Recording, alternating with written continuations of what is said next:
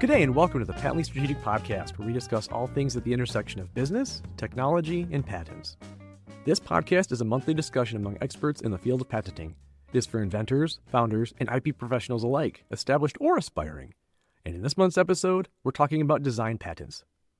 When most people think or speak generally about patents, they're really talking about utility patents, or patents that are primarily concerned with how an invention is used and how it works. But as it turns out, this is just one specific type of patent on the complete menu of options available for protecting your innovations. Another option, called a design patent, exists to additionally or alternatively protect the appearance of your invention. And whether you find yourself in an either-or or a both situation, it's important to consider all tools at your disposal in covering every uniquely protectable functional and visual aspect of your inventions. This is often referred to as building a moat around your business. In this month's IP Market Insights newsletter, former guest of the podcast, Louis Carbonneau, wrote that Morningstar's research has consistently shown that companies with wide economic moats, those with defensible advantages expected to last 20 years or more, dramatically outperform those without. When Warren Buffett said he looks for economic castles protected by unbreachable moats, he wasn't being quaint. We couldn't agree more. Design patents play a critical role in your broader portfolio and in making your moat as wide and unbreachable as possible. This is why we've enlisted the help of our very own Dr. Tiffany Miller to guide us through all of the do's and don'ts. As you'll hear today, Tiffany has some very unique and practical insights into how even the most nuanced aspects of design patents can significantly impact infringement cases. Tiffany is a patent strategist here at Aurora and is making her Patently Strategic hosting debut, leading today's discussion with our all-star patent panel delving deeply into all things design patents. Along the way, Tiffany and the panel discuss the definition, term, and features of design patents, how design patents compare with utility patents, obviousness implications for the patent office and the courts, including what to possibly make of the courts wiping the case law slate clean on design patent obviousness back in 2025, and some really great interactive panel discussions around real-world design patent examples and how the courts have weighed in on patentability. The conversation starts with a lively panel icebreaker on design patent eligibility involving tattoos and the Statue of Liberty. These don't always make the final episode edit since we primarily do them for our guests, but this one was particularly good discussion and really helps to set the stage for much of what's discussed throughout the remainder of the episode. Tiffany is joined today by our always exceptional group of IP experts, including Dr. Ashley Sloat, President and Director of Patent Strategy at Aurora, Dr. David Jackrell, President of Jackrell Consulting, Kristen Hansen, Patent Strategy Specialist at Aurora, Albert Dew, Patent Strategist at Aurora, and Murray Smith, Patent Agent at Brake Hughes Bellarmine, LLP.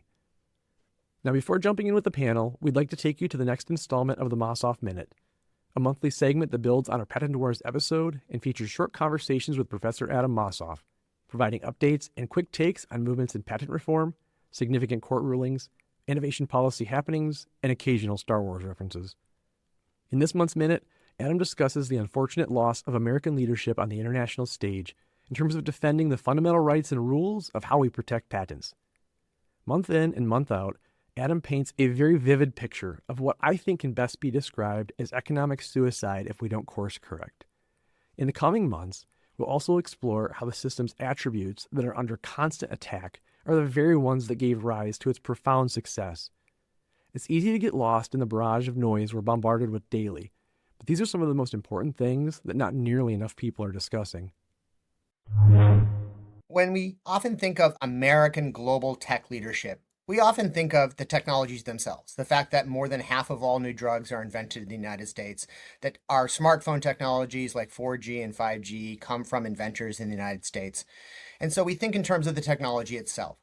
But there's an important aspect to this leadership that people often miss, that the system that made these technologies possible, our patent system, is also just as important. And we have been a leader in that as well. We were a leader from the very beginning of our country in securing patents as property rights and rule of law by protecting innovators with injunctions and with full damages when their rights are infringed, just like all other owners of land and other types of property rights. But all of these rights have been seriously weakened and even eliminated in many respects.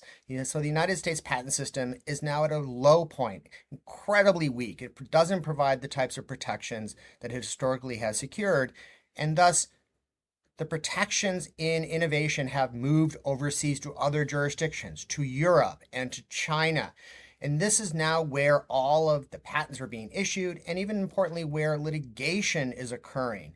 So the United States is no longer setting the terms in terms of actual rights and rules for how we protect patents. We have lost our technological leadership in the patent system itself. This is incredibly important because with this loss of leadership comes a loss of the norms of America: rule of law, protection of property rights, transparency, democratization of invention, all of the things that made the United States patent system successful. Stay tuned for more. Thanks, Adam. We're also publishing clips from the Mossoff Minute as short-form videos on Instagram Reels, YouTube Shorts, and TikTok. You can check out these shorts and follow us at Aurora Patents on all 3 platforms. And now, without further ado, take it away, Tiffany. All right.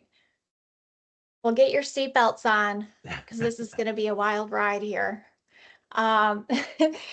This picture was I had to do a search for big burly biker with tattoos. So just tell Josh when he finds that on my browser history that it was. You don't have a thing for bikers with tattoos? It was for research and development for this presentation here. But here's a nice question: is a tattoo an ornamental design that can be protected with a design patent, or does anyone have any opinions on that? I think copyright. Yeah, that's what I always think first, but I don't know. Yeah. not sure about the Okay, other yeah, side. it is. Yeah, so you cannot patent that because it is not on an article of manufacture. It's on a user's skin. Hmm. So it could be protected under copyright. So I thought that was kind of interesting. It is, yeah. Yeah. Oop. Oh, I Well, went maybe in the future when robots get tattoos, you can do the design patent because it will be on an article of manufacture. I know, absolutely. Well, I Or was actually thinking about temporary tattoos that are, you could seek design patent Yeah. protection on a temporary tattoo because it's disposed, the design is disposed over, if the film, the layer of film that can then That's be applied to interesting. your skin. So a temporary, like the kids' tattoos. Yeah, that's an Yeah. article of manufacture. Yeah. Huh. Yeah, And I next thing you know, started- like on the side, look that up if somebody Yeah. ever did. Yeah, I started, so like my mind kind of went on from there and I needed to refocus, but it's interesting to think about. Okay, and the next one. So is the Statue of Liberty's ornamental design eligible for design patent protection? Vanna, I'm going to say copyright again, or Yeah. whoever. I would think so for design. Well, not at this point, but for So Al is thinking you could get a design patent for the Statue of Liberty's design. I mean, it is Yeah. article manufacture, I guess, so Yeah. probably. The President? design. It's a drawing originally, I suppose, and that would be copyright. And then you build it. yeah.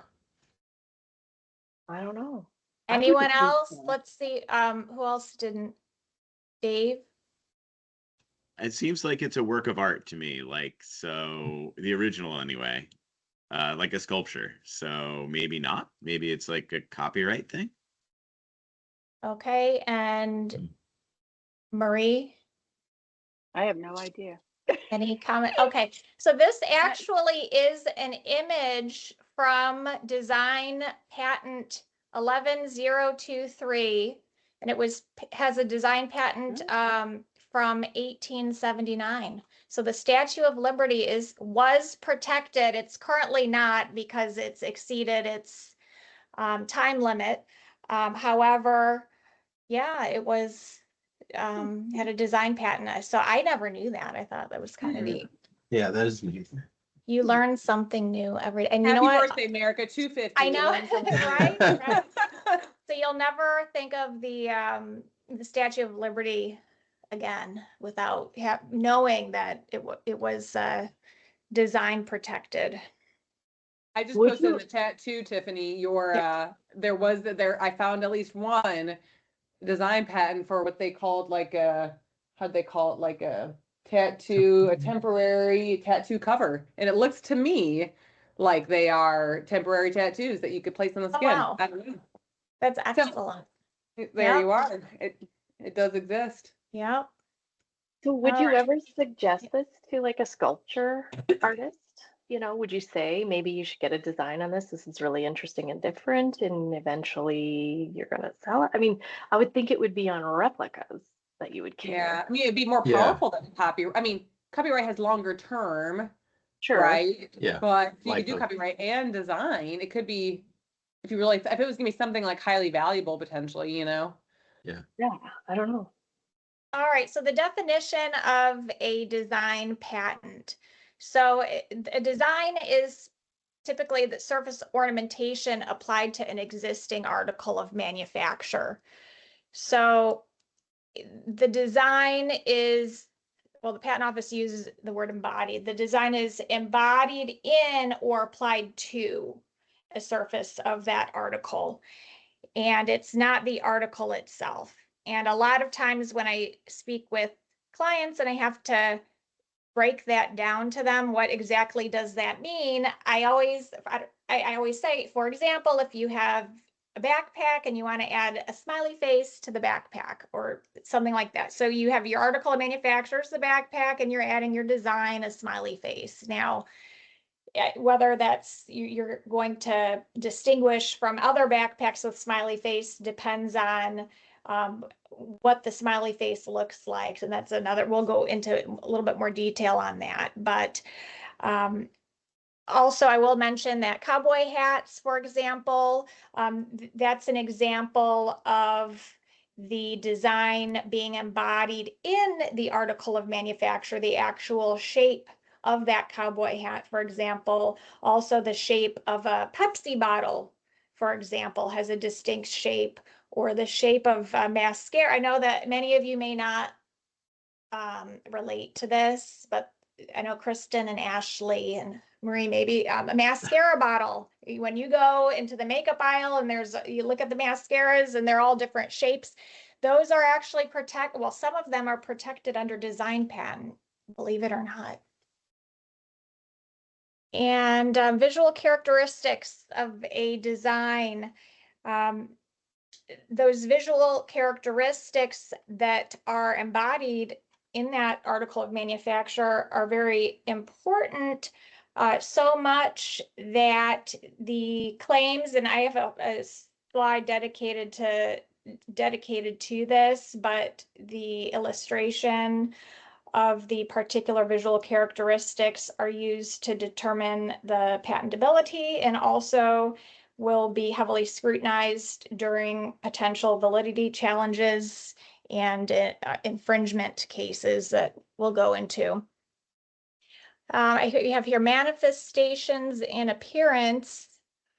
The subject matter may relate to the configuration or shape of an article, which I had briefly noted previously, to the surface of surface ornamentation. That's the example of if you were to apply an image to a t-shirt or backpack, for example, or to the combination of both. So I think sometimes people forget that you could combine the shape and surface ornamentation together, and that is distinguished between the lines, the dashed lines or solid lines of the application. And I can go into a little bit more details. So when you go to file a design patent, you really need to understand that it's protecting the way something visually looks, not the function. If you file an application, a design application, and really it's a functional item. If you try, I don't know, maybe someone wants to try to cut some corners and save some money by filing a design, and a design application, and they really have functional characteristics. We're going to find out what has happened to those at a Supreme Court level. But for now, because the design patent protects the visual appearance of an article and not the function, that needs to be conveyed to the patent office. And not only to the patent office to determine patentability, but to a judge during any kind of infringement matters. So that's where the drawings of a design patent application become very important, in that the solid lines will define the claimed invention, and dashed lines will show more the environment or something that has already existed. So the new matter, the important portion, should be in solid lines. So the solid lines are only what is protected and show only what is to be claimed. And also keep in mind that the scope of protection is determined by the overall visual impression of those claimed portions, which again are the dashed lines. So it's actually fairly simple. And then if you do feel the urge to go in there and elaborate some functionality in there, you better believe, based on experience, that you will receive a rejection and you'll have to rewrite the specification. And so it's, you have to really, as a practitioner, separate the need to want to elaborate more, and you just have to let it just stay focused on illustrations only. Obviousness for designs. And Ashley sent over a really nice article earlier today, and so I incorporated that in here. And it says that there was a recent rule change, and obviousness of design patents now follows the same framework as the utility patents, based on those Graham factors of eligibility that typically have been implemented. The analysis focuses on overall visual impression from the perspective of an ordinary designer using analogous art. And the decision increases the flexibility but creates uncertainty around analogous art motivation to combine and secondary considerations. Ashley, was there anything that you wanted to? It's like a big, this is in earlier 2025. It was a big kind of upheaval of the design patent space because they had relied on that Rosen-Durling primary reference test for a really long time. And then for the Federal Circuit to kind of come in and say, that doesn't matter anymore. We're going to do it for, design patents. We're going to do the same obviousness test for design patents as we have historically done for utility patents, just really kind of upended, the design patent side of the world. And has really left a lot of ambiguity because we don't have case law for that, right? They've kind of wiped the slate clean for case law. I mean, you could look to utility patent case law, but that's different, right? You're arguing functionality, structure and function. And here, as you mentioned here, Tiffany, I mean, it's all surface ornamentation and appearance and visual characteristics. So it'll be interesting to see as more case law comes out about design patents, how this new standard will be applied, by the courts at least, right? And that will inform probably how well the patent office applies it. So I don't know if anybody else has anything to add. I don't know if anybody's really, I don't think we've seen any office actions for design patents since this interpretation came out. We should be getting more, so it'll be interesting to see how that's looking in office actions prepared by examiners. Yeah, maybe that could be our next discussion in Journal Club. We could find one. Yeah, or later, maybe later 2026 or something. There'll be maybe one or two or something. Well, this is the hard part too. Again, less so because to your point, Tiffany, design patents are they're very light in terms of language, right? It's like, here's a perspective view of this, here's the backside view of this, here's a top view of this, so there's not like as much crystal balling that needs to happen in drafting design patents. I think the bigger impact is if you dashed certain lines and made certain lines solid based on the Rosen-Durling test, and now the test has changed, would you have done different claiming in the designs had that been the test? I don't know. So I think it's interesting. But yes, I think it's a good thing to follow up on as some case law comes out. Yeah, thanks, Ashley. Okay, and I know I briefly mentioned term of a design patent. However, there were a couple different terms. The applications filed on or after May 13th, 2015 have a 15-year term from the date of grant, and the applications filed before 2015 had a term of 14 years. So it's not the 20-year term as a non-provisional utility application, so it's a little bit shorter. There are distinctions between design and utility patents.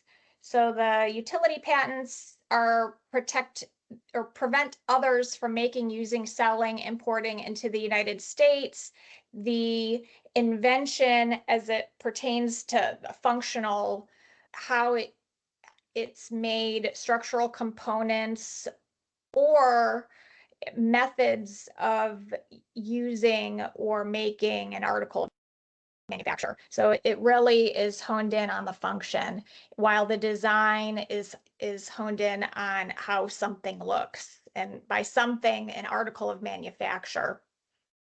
I know that we already had mentioned shape and configuration, surface ornamentation are parts of a design that don't necessarily come into play in a non-provisional utility, because you could draft the claims broad enough to where the shape of something really doesn't matter. You could just, for example, circuitry retained in a housing. So, and you just use a generic housing, or maybe not even mention a housing in your claims. Whereas design really focuses on that housing, for example, or the way in which that article of manufacture is looking. And you could design and utility patents may be obtained on an article if the invention resides both in utility and ornamental appearance. I've had clients that have filed for both design patent and utility patent, and the design patent does serve a purpose, and it could be valuable to expand the portfolio. I think it's a really good idea in some cases to make sure that you cover all your bases by filing both a utility and a design, not just a design in some cases.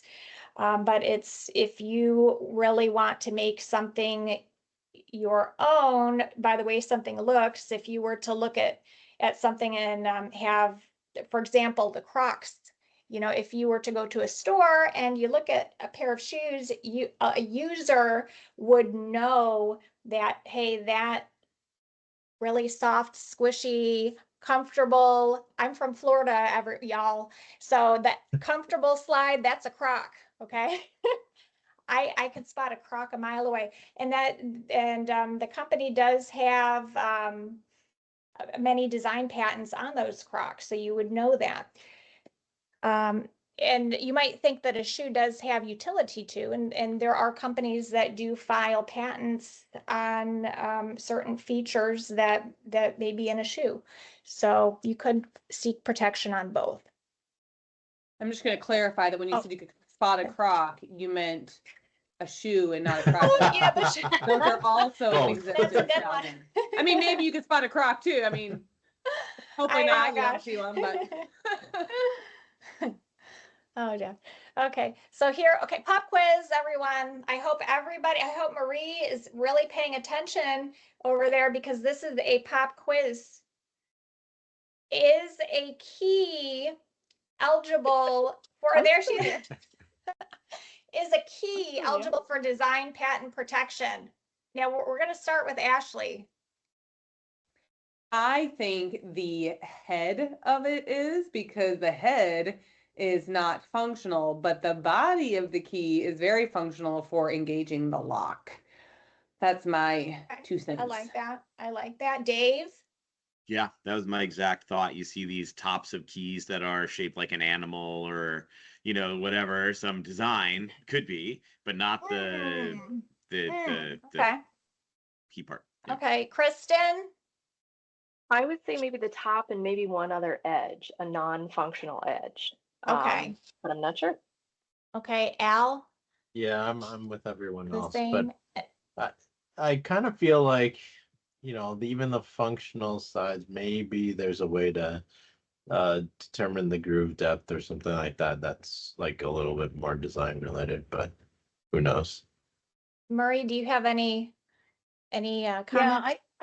I think the top, and I think that certain lock manufacturers, you can kind of tell their keys from others because of how they do that top portion. I want right. I Yeah. think we've seen that. So, and the Okay, key well, part of it is yeah, so that's- functional, right? Yeah, how I that's would say it, excellent yeah. observations. And there was a Federal Circuit 1996 case that holding a design of a key is not patentable because it was dictated by its function or the design of the portion that's configured to engage the lock. We should, it doesn't go into detail about what you've all brought up, which is a very good aspect. The portion that is of a key that's configured to be grasped by a user could very well be the portion that could be design protected. However, in this 1986 case, referring to the actual lock portion of the key, the design of that portion of the key corresponds to a lock, and that portion is not patentable because its function. All right, how is a key similar to a toner cartridge? Does anyone have any knowledge of what a toner cartridge is? Does anyone know? Yeah. Does anyone want to? Does anyone own one? Yeah. Yeah. The toner cartridge has to interface with the printer, so it has to sort of like have this lock and key mechanism in a way. Yeah, There are exactly. Lots of ornamental aspects to these toner cartridges that are not functional. So I'm guessing there are pieces that could be design eligible.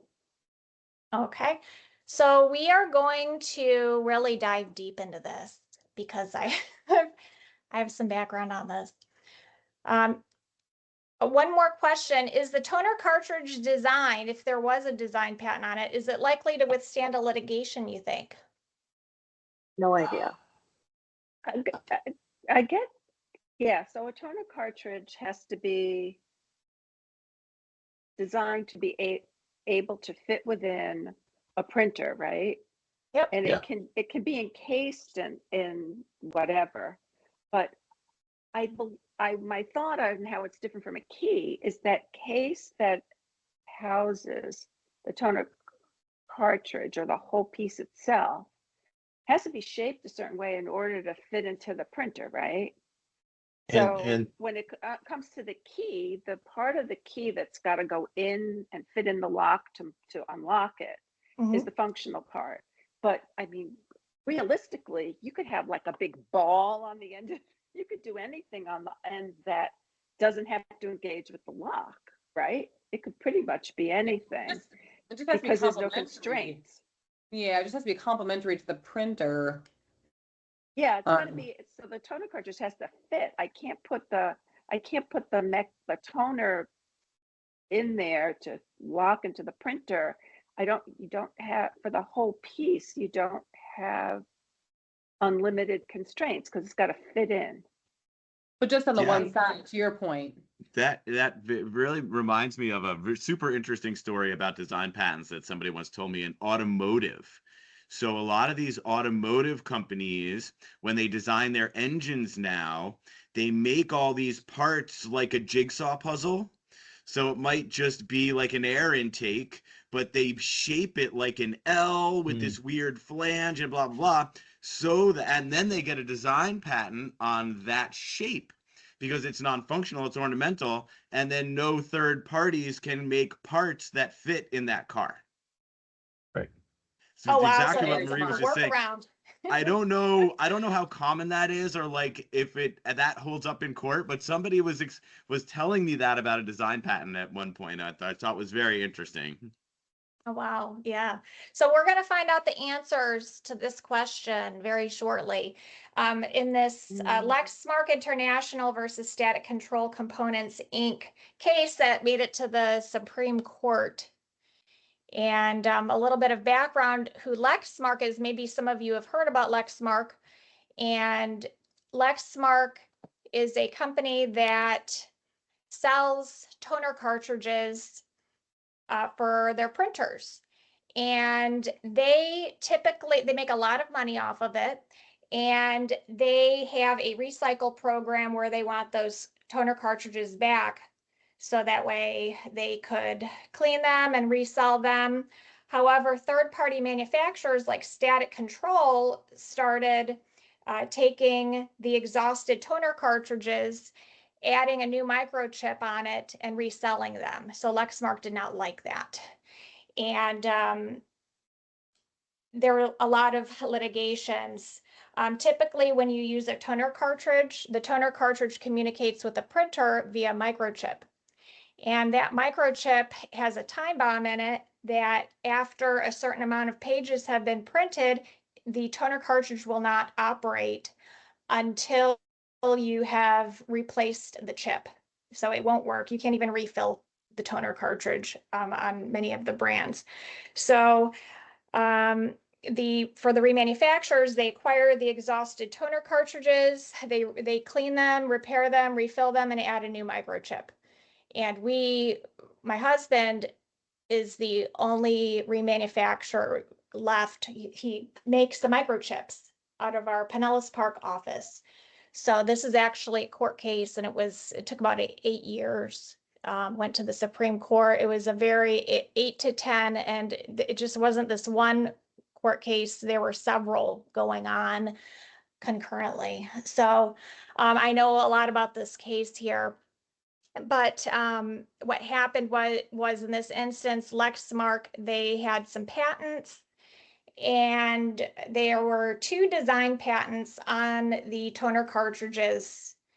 And they were trying to say that, hey, we've got a design patent, and you can know. They were trying to put all the remanufacturers out of business. And their first way that they were trying to do that was saying that it's illegal for you to sell remanufactured toner cartridges.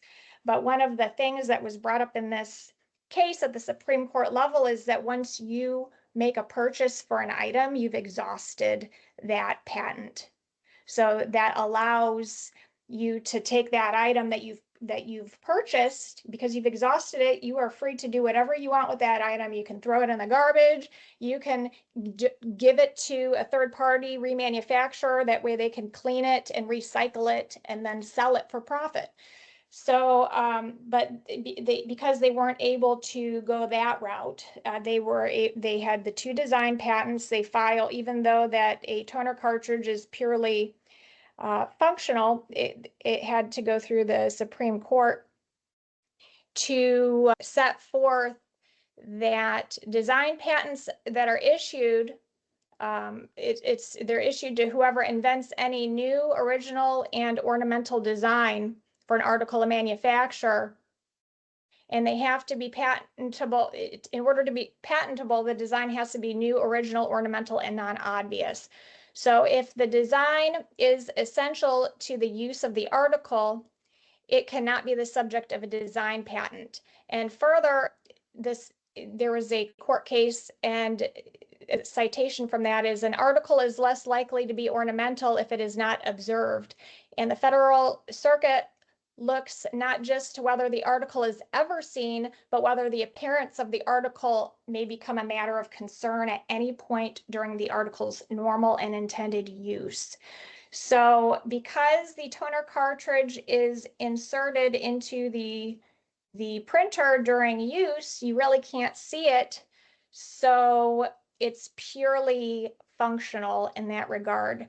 There was a Federal Circuit case in 1990 holding that a design of a hip implant, it could be patented because it could not be patented because even though it's not seen during normal use, the design was intended to be noticed during the process of the sale. So that's kind of one of the arguments that they'll use. Oh, even though you can't see the article of manufacture, the hip implant, when it's put inside of a user, even though you can't see the toner cartridge retained within the printer during use, so what has happened is they're arguing, oh, well, we have a pamphlet, a catalog showing the item to a user trying, what went during the point of sale process.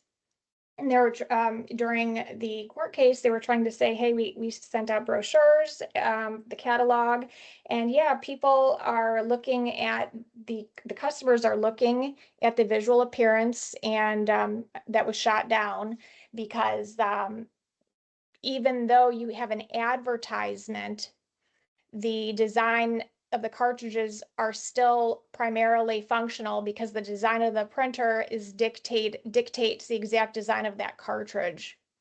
And in one of the Federal Circuit cases in 1996, they stated that holding a design of a key is not patentable because it was dictated by the function of its corresponding lock. So they actually, in this Lexmark case, they actually used that to teach the juries, much like a lock and key mechanism, the toner cartridge and printer relationship is the same. And they even said that even though the cartridges may be seen at some point during their lifetime, such as during advertisements, at no point was their appearance a matter of concern to the end user. So that's really what it came down to. So it's of no concern, even though it's illustrated in an advertisement. So it's really important to make sure that if you have a functional device, to make sure you file the correct patent application for it, especially if you think that you may be litigating. Okay. Yeah, so it is interesting. On to the next item here, duplex horizontal receptacle design. Does anyone, maybe Kristen, do you have any input? Okay, design or utility. Yep. And this I'm is an outlet receptacle. Right. I'm going to go with design because you really can lay out a receptacle quite differently than how you lay out each of the wiring behind it and the switch itself. Like the perimeter of it, or the fact that maybe you're going to add a blank panel in a 4-up switch or a 2-up switch or something like that. So I would go with, you can get a design on this. Okay, and Kristen is absolutely right. You can, and this is actually a picture of a design patent, and it was actually issued, believe it or not. One of the things that I had mentioned in a design patent application, you really need to make sure that you have a broken line statement that talks about what the lines mean in your illustrations. That way everybody has a clear understanding of what is sought as far as patent protection. They're going to be looking at the dashed lines and the solid lines. I'm surprised the plug outlets themselves are solid lines in this. I would That's have pretty thought, standard though, unless you go between yeah, other countries, right? yeah, but I mean, Yeah, I it mean, I think just, you're allowed some functional components a little bit, yeah, right? Because like life jackets, like there's a case, there's a design patent case for that, right? Where you can get a design patent on a life jacket, and you would need the overall. There's definitely elephants, I think they claim that were functional, but more of it was ornamental or something. So maybe that's why they included just. Well, nobody would do it different than this because of safety reasons either. Right, but that's functional. I think but that's what Al was the saying. plug Yeah. itself is functional, right? Like, Yeah. So why would They- you Sure, even but claim the face of it if? yeah, just disclaim it as dashed and then leave the rest solid, right? oh, I the understand. inside, Okay. Yeah. the inside of each of those plugs, the very, very interior is Yeah, dashed, is dashed. It's where strange. you'll I'm not put where the plug will go. But then there's that beveled area, and I guess that could be No. wider or narrower or whatever that are in the solid lines. Oh. Maybe that has something to do with it. Like that's a design choice, how the far bevel you part, bevel yeah. out or whatever. Okay. Maybe. Well, Yeah, I agree so- with Al. The broader one would have been without having those. I mean, but they needed it. So I checked this issued a design patent case out in detail. I reviewed the prosecution history, and in the first office action, it received a rejection because the broken line statement wasn't sufficient. So you really need to make sure that you describe the purpose of what the broken lines illustrate in the drawing, so everyone has a clear understanding of where the patent protection is to be sought.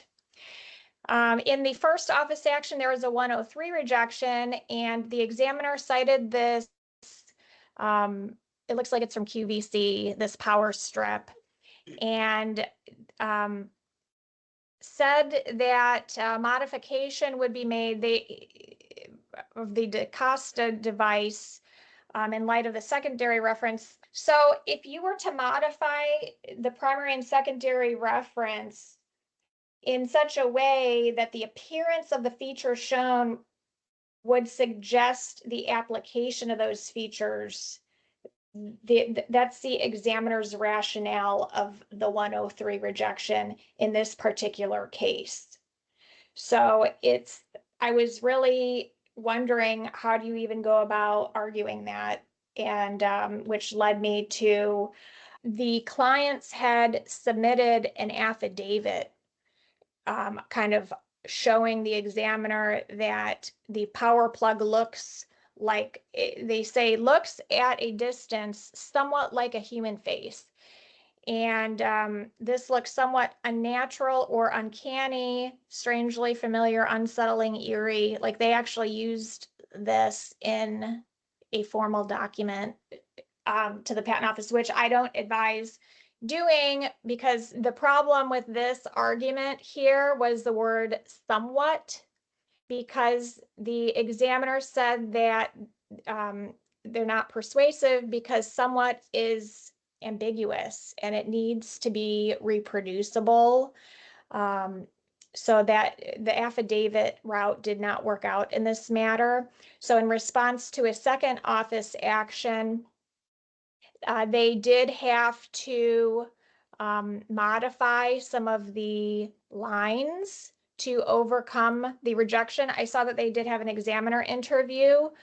The examiner stated that an exact three-dimensional appearance cannot be subjective or ambiguous. So I think rather than arguing and fighting with the examiner and submitting an affidavit or declaration, just you may have more success overcoming the 103 by changing the line dashes. For example, the applicant's original disclosure shown in this figure 1 here, they originally had environmental lines, which was unclaimed subject matter. However, when they went in and they claimed, they changed this illustration here, you'll see it's solid lines, and they claimed that part of their invention, and that narrowed their scope, and it was able to overcome the prior art.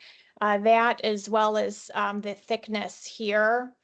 You can see here that there's, in the original disclosure, the thickness is denoted by dashed lines, and in the actual allowed claims, the thickness here is shown in a solid line. I wonder if So they could have got away with one or the other instead of both, but I didn't look at the whole thing. they may have, yeah, that's certainly something that, they could have considered as well. So, that's that was interesting for me to find out. One last, Just this real is my, quick on that, real quick on that, Tiffany. yeah. This is a good case though to kind of show that Rosenberg Durling test, from the prior slide, like they said, they chose a primary reference and then, because the easily modifiable by the secondary reference. And so, this is, now we're shifting away from that analysis. So it'll be interesting to see kind of how that looks in the next few years, right? Because how that examiner walks through that analysis will be changing, right? The ordinary designer test is a little questionable, though. Little It's stuff. funny. Yeah, I don't know how that works because it's like it's very strange anyway.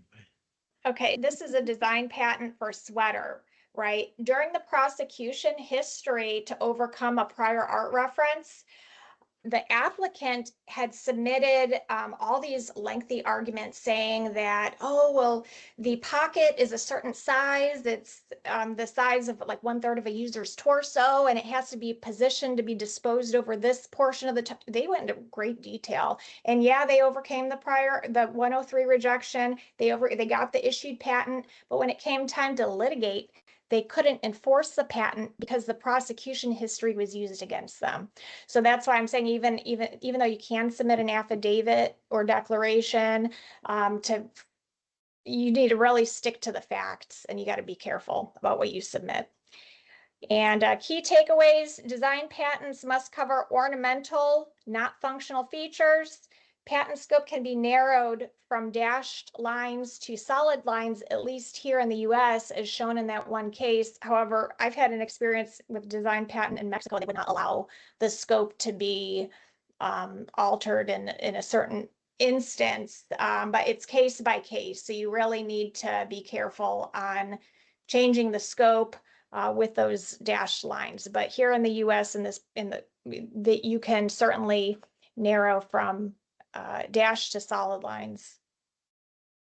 The U.S. design patent application should be cautious about the arguments made during the examination phase to secure the applicant's allowance.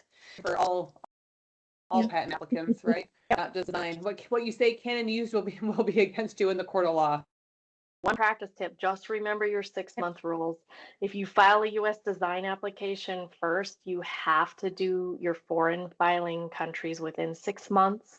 And the reverse of that is also true. If you're going to claim priority to like a foreign 6-month design patent, 6 months only, you don't get that full 12 months like you normally do. But you still get the 1-year grace period for disclosures in the US for design. That is still a year window, but that does not apply to other countries. So be wary of that too. I think the Lexmark one is a little interesting where we're using design patents to prevent confusion of products. And so like it's very strange that just because it's covered up, let's say the printer were clear or something like that it wouldn't, that design doesn't matter. It's very strange. I'm not sure. That's the first time I'm hearing that too. Yeah. A good thing to be aware of because, if a client does have something that's basically meant to be covered all the time, kind of digging into the case law and making sure that you're making the right decision on whether they should file or not. So Tiffany, was the hip implant, those were protectable because people were selecting more, or those weren't either because they're hidden? The hip implants were not patent either. Okay. Yeah, they were not because even though it could be functional in your body, right? And just as though a toner cartridge could be functional within a printer, the visual appearance did not affect the user at a point of sale. So a user would though, if you talk to hip implant people, like people who have had hip implants, I think a particular client of ours who's had one recently, and he knows a lot about the orthopedic space, but he literally went through and, decided implants based on their studies, based on their visual appearance, based on all these parameters in the manufacturer. So I feel like that's a little bit of like a false the courts are kind of falsely making assumptions about how consumers work and operate. Yeah, I agree with that too. Very strange. I would do a lot of research about a hip implant. I'm just saying. Yeah. Yeah, I think it's a certain, I think these court cases, there's certain, this particular instance though, but there could be hip implants that are, so I guess it just depended on the scope of what they were seeking. Yeah.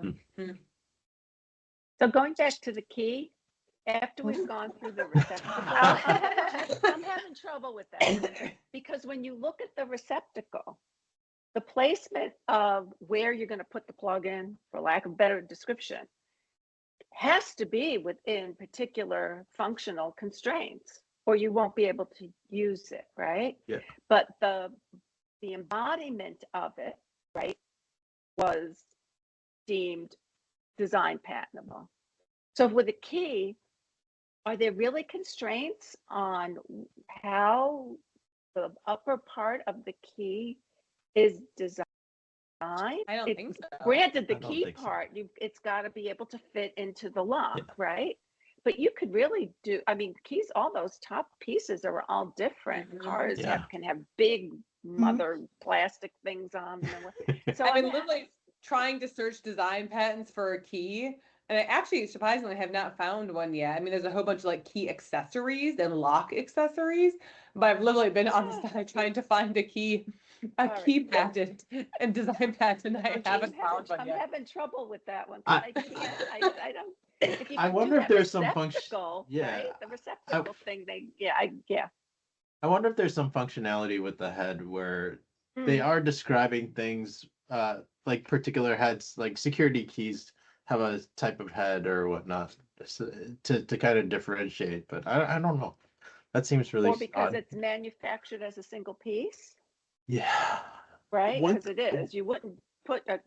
make the key with just the lock portion and then the top. You know what right? I think It's we should do as an manufactured. experiment, like a company-wide experiment? I think that Aurora Patent should try to file a design patent on a key, and let's see what happens. Like, The ball key. I think that word ornamental is really important. Like even all these examples we've been talking about and things that don't make sense, like if you really put a lot of weight on that word ornamental, most visual aspects of a hip implant are not ornamental. Yeah. You know what I mean? But you could make a That's key. true. You could make a key that had a big ornamental thing, or maybe it's like on a necklace, or you could absolutely make a key that has ornamental aspects to it, I Yeah. think, but Well- maybe a lot of others wouldn't be considered ornamental if it's just a diamond shaped top, like or the example that Tiffany showed. I don't know. But what if it said Schlag? You could prevent somebody from making that, your key with your name on it. Right. Yeah. I Is know. there? And then yeah. But is there something? I feel like I'm getting like a little bit of like a deja vu or something where, for like a key, if you only solid lined the head and dashed the rest of it, it's not really an article of manufacture. Yeah. So that Oh. why, would, cause I feel like I've No, I seen think- it before. I think where like they reject if you don't have, if it's not. so like the Nike swoosh or like the 3 lines of Adidas. So they show a sneaker, but the rest of the sneaker has dotted lines. The whole sneaker's dotted lines, and just the 3 stripes are the solid lines. And that, I think, if I'm Yeah. remembering it all correctly, it's not the whole article. It's an ornamental design on shape an or article something. or as part of an article, right? It doesn't have to be the whole article. The Yeah. location of those lines in the soup, right? yeah, and Kinda it too like- is this, the Federal Circuit of 1996, the ruling, it says that the design of the key is not patentable because the design is dictated by function. So like if you were to have a cowboy hat and it's in the shape, it was all curved, but it's not functional, it's just surface ornamentation. So like the curvature of the key is dictated by the function. I found it, guys. Yeah. Second found one? link. I found one. Found the right key head. I put in key head. Yeah. Ah, This is There you what go. we were thinking. there you go. Yep. I'm like, there has to Yeah. be one. And the rest of the key, the dotted, the part that goes into the lock is dotted. Yeah. right? And which Yeah. completely makes sense. Yeah. Although I just found some other keys This looks like a that car are key. fully solid. So those wouldn't stand up probably. Oh, yeah, maybe those are right. Yeah, like look at this one. This one's like fully solid everywhere. Here's another one. So I don't think that one would stand up per Tiffany's case law there. Oh, Who knew we could talk so long about keys? I know. I know it's riveting, huh? Yes. I think the nice thing about design patents is they're kind of like stepping a foot into the soft side of IP. And it's fun to mess around with that stuff. Yeah. It's certainly really fast to develop. I mean, the spec, man. There's lots of mines. You don't want to step on a mine. Yeah, that is true. Thank you, Tiffany. That means That was Yeah, really thanks, good. Tiffany. Thank you. Thank you, Tiffany. Thank you. Thanks. Bye. Thanks. Bye. Bye. All right, that's all for today, folks. Thanks for listening, and remember to check us out at aurorapatents.com for more great podcasts, blogs, and videos covering all things patent strategy. And if you're an agent or attorney and would like to be part of the discussion, or an inventor with a topic you'd like to hear discussed, email us at podcast@aurorapatents.com. Do remember that this podcast does not constitute legal advice, and until next time, keep calm and patent on.